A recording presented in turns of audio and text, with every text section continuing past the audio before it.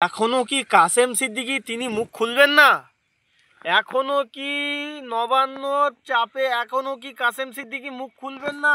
ওনাকে একটা সাধারণ সম্পাদকের পদ দিয়ে দিয়েছে, সেই জন্য উনি কত কথা বলছেন না। ওনার মসজিদের উপরে, মাদ্রাসার উপরে, ঈদগার উপরে, খানকার উপরে, ওনার কোরআনের উপরে এবং হাত দিয়ে দিচ্ছে। এখনও কি উনি একজন পীরজাদা হয়ে, একজন ধর্মগুরু হয়ে উনি কি এখনও কোনো মুখ খুলবেন না?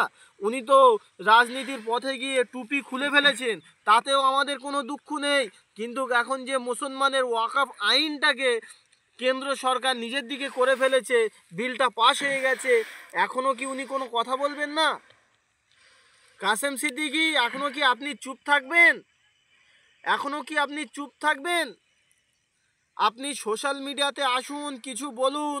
নবান্ন কোম্পানির ওনার ভয়েতে আপনি চুপ থাকবেন না, আপনাকে অনুরোধ করছি,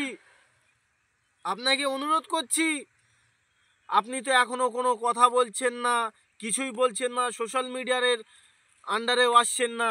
আপনি একদম যেন সোশ্যাল মিডিয়া থেকে চেপে গেছেন।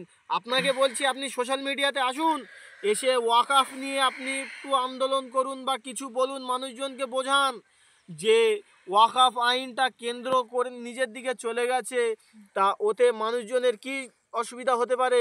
আমি তো নিজে বলে দিচ্ছি, আপনারা যেই মসজিদে যান সেই মসজিদে যেতে পারবেন না, যেই কবরস্থানে নিজের বাপ মা দাদু দাদি নানা নানিকে মাটি দিয়েছেন তাদেরকে মাটি দিতে পারবেন না, এবং কি মাদ্রাসাতে আপনি পড়তে যেতে পারবেন না।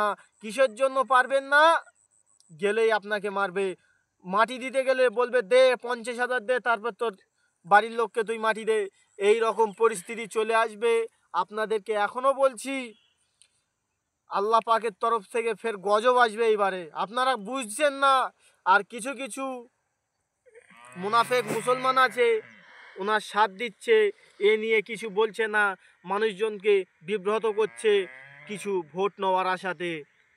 তা কাসেম সিদ্দিকী, আপনাকে আমি বলছি আপনি সোশ্যাল মিডিয়াতে আসুন, এসে কিছু একটা বলুন, মানুষজনকে সান্ত্বনা দিন। আর আপনার বাড়িতে গিয়েছিলাম আমি, আপনার ওখানে কোনো ভক্ত মুরিদ ছিল না, ওখানে পুরো সান্নাটা ছিল, কোনো লোকজন ছিল না।